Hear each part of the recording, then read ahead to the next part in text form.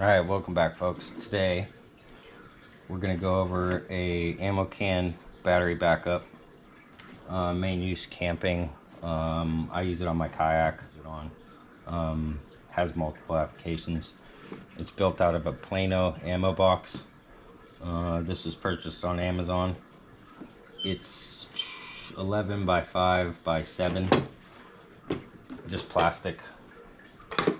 There is a waterproof seal, water resistant I would say, not waterproof seal on this, so when you lock it down, for the most part it can get splashed and you're not going to have an issue. We're going to take this gauge pod that's got 12 volt cigarette lighter adapter and USB. They're both 5 volt 2 amp USB, and it also has a voltage gauge on it. I've already cut the hole out. Now the placement of mine, I could have actually gone a little bit further away from the edge of the box here. The only thing is, on the inside of the box you have the molded handle here, and this lip needed to be removed, and there was 2 lips here that needed to be removed. It was all done with a razor knife, fairly easy. And the placement of your gauge pod when it's in the box is actually pretty critical, depending on the batteries you use. This one is a 12 volt 8 amp hour non-spillable. It's the long life battery, and this ammo can will actually house 2 10 amp batteries, 10 amp hour batteries, stacked like that. And with this cutout here, the gauges clear the batteries when you shut it, so there's no interference. The only thing is if you put 2 batteries in this box, these handles aren't the greatest. They're not built to carry a ton of weight, and it will carry it, just be careful. For today's purpose, we're going to build it out with the gold top, and I did build 2 jumper leads, and they'll come into play later to show you how to incorporate the second battery should you choose to put that in. So your main lead on your gauge pod, on the back of the gauge pod you have your negative and your positive, and then negative positive, negative positive. So what you want to do is jump all your negatives and jump all your positives. This would be a positive lead, so it would jump from this cigarette lighter to the voltage to the USB, and then this lead will come out to your battery. Now on this lead, and I'll show you how I did this, this is the female connector that'll go to the battery, and I spliced the male into it, and that's where these jumpers come in. So you could actually take this, attach it on here, and now this will hook to one battery and this will hook to a second battery, and then you would do the same thing with your negative.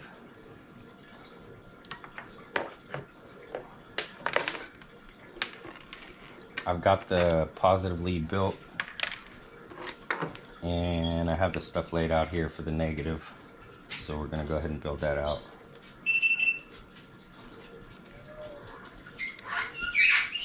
Just the female butt connectors. This one already has a butt connector on it, so this would be the end. There we go. This would be the end in the series. Now an important step, because of how short I made these, the heat shrink had to be trimmed down just because there's no flex in the heat shrink. So when I go to gap the connections here, it was pretty tight. So if you do these as tight as I did, on these 2, the heat shrink needs to be trimmed down to right where the wires go into the butt connector.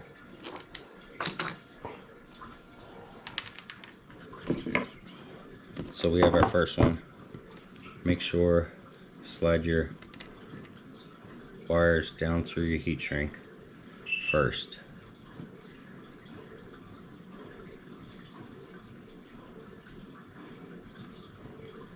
Give them a little twist.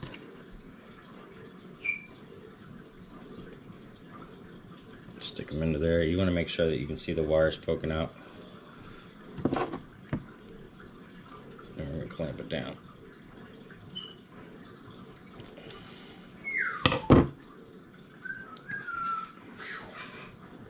And I like to take my heat shrink. Well, that one's a little short. I like to take my heat shrink and get it right to the end of the connector. That way you minimize the chance of touching anything together and shorting something out or causing damage to your system. I'll heat that up. Bring this heat shrink down. Now that's your first jumper. On the second jumper, this is where you're going to add in your long wire. Almost messed up. Make sure your stuff goes through the heat shrink. This isn't such a critical spot because you can slide the heat shrink over the butt connector once you get it clamped together.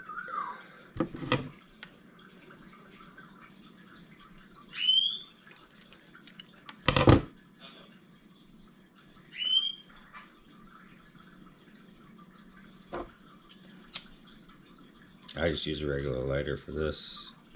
Butane torch, regular household match, candle.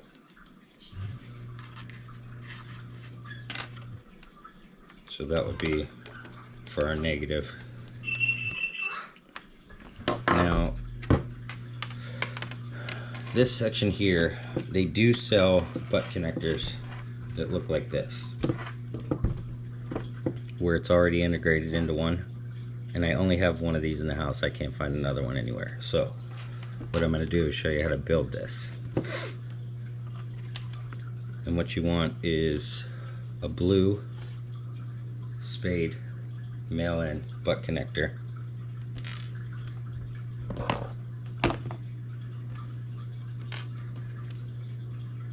And you need to take the plastic off of that one. And on your ground wire, you're going to strip more than you normally would.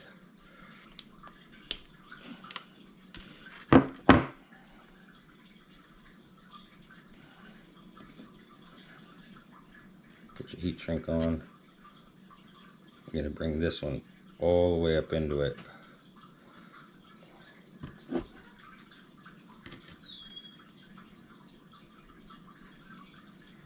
Clamp it down. Make sure that's nice and tight. And now we can heat shrink this portion.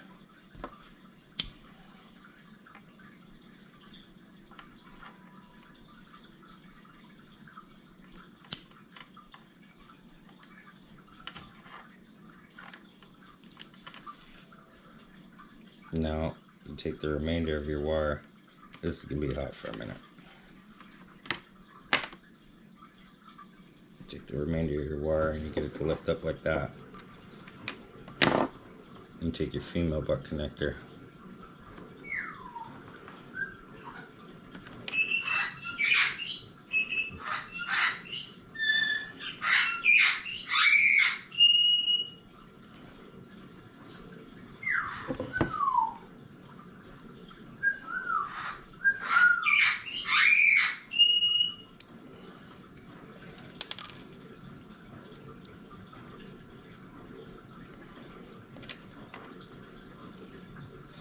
Make sure you get that wire way up in there. And you're going to clamp it down.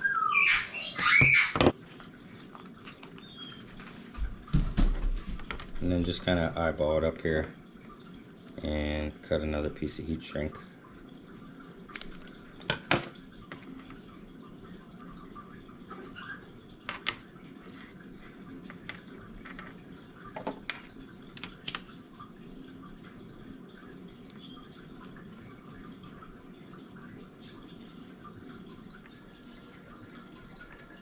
You just gotta make sure when you do this heat shrink that it's not interfering with the opening on your butt connector.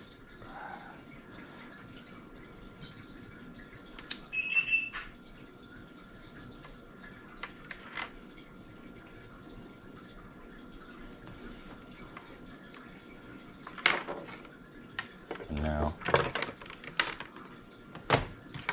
you've got two butt connectors that can house a second battery with the jumper leads.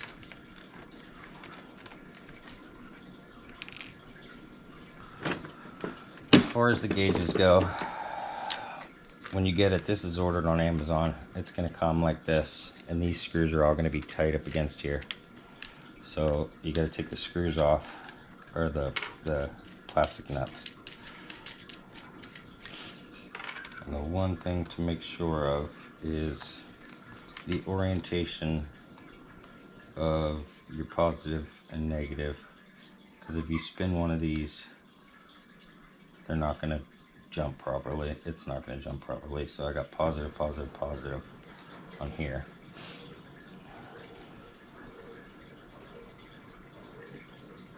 And then we drop this down in. I'm just going to use 3/4 inch self-tapping screws.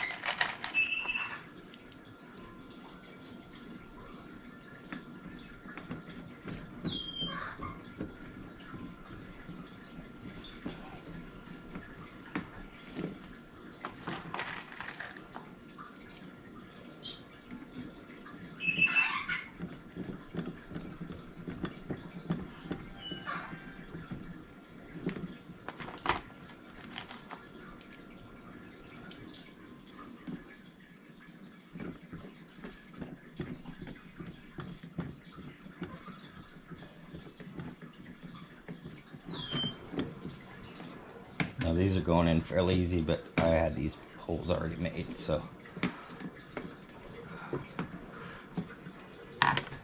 Now we'll go to the inside of the box.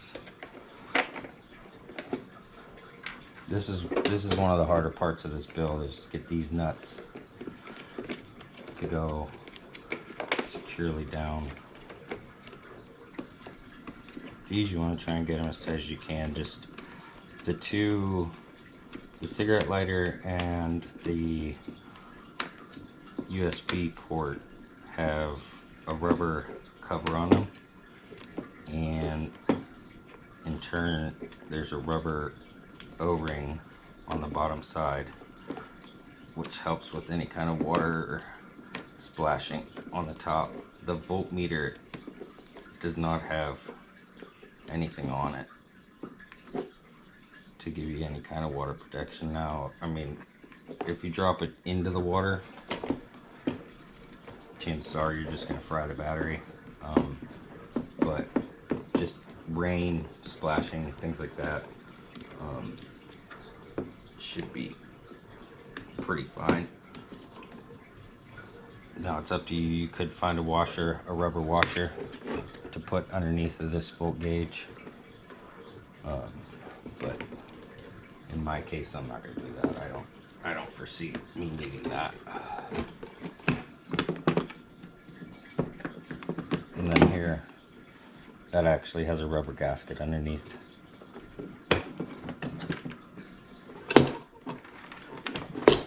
And then once you get your box done,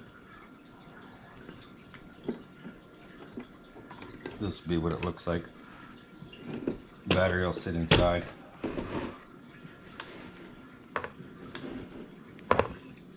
You'll take your positive, go positive, positive, positive. Take your negative lead.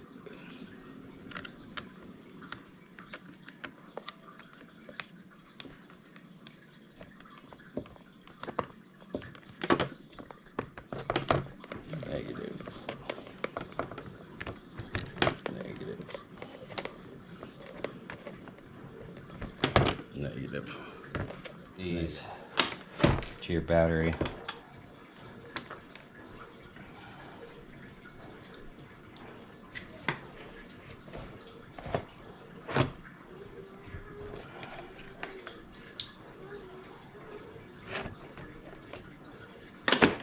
And close this up. There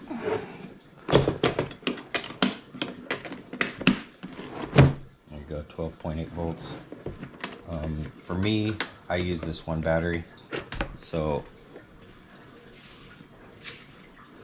I just got some pieces of foam and cut them to fit.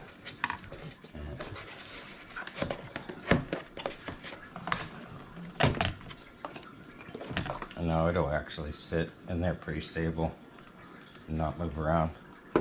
And that gives you the opportunity to take, for instance, additional charging equipment, things like that. Will fit down inside of this box, so they're always there. And close it up. There you go. We'll open this up. Oh. Open this one up here. And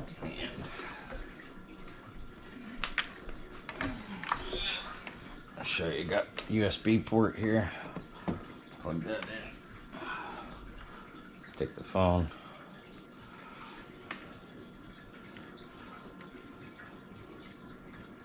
Now it's charging.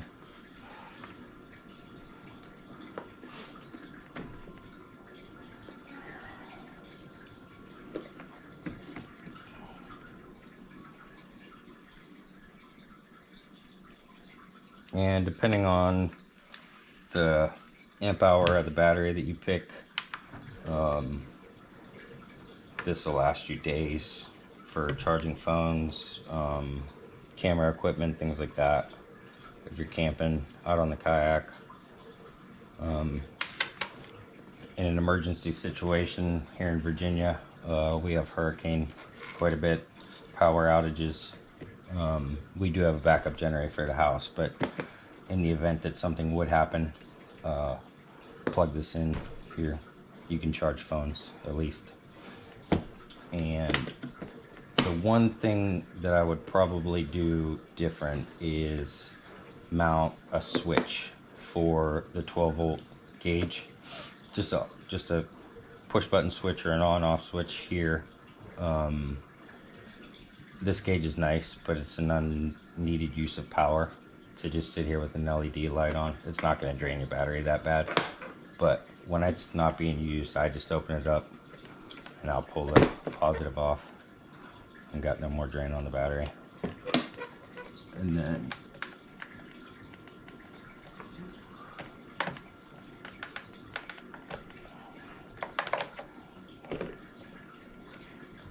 I'm pretty sure both of these batteries are dead. They're out of my son's scooter, but you would take that and that, and take your jumper, stick your jumper on, go to negative, come over to our positive side, we'll see. Yeah, they're both dead as a doornail, but that would be how you would hook up your 12 volt or dual battery. Thanks again. If you enjoyed what you saw here today, go ahead and smash that like button. Give me a thumbs up, subscribe, the whole deal. And I'll keep making videos as long as I can do it. Thank you very much.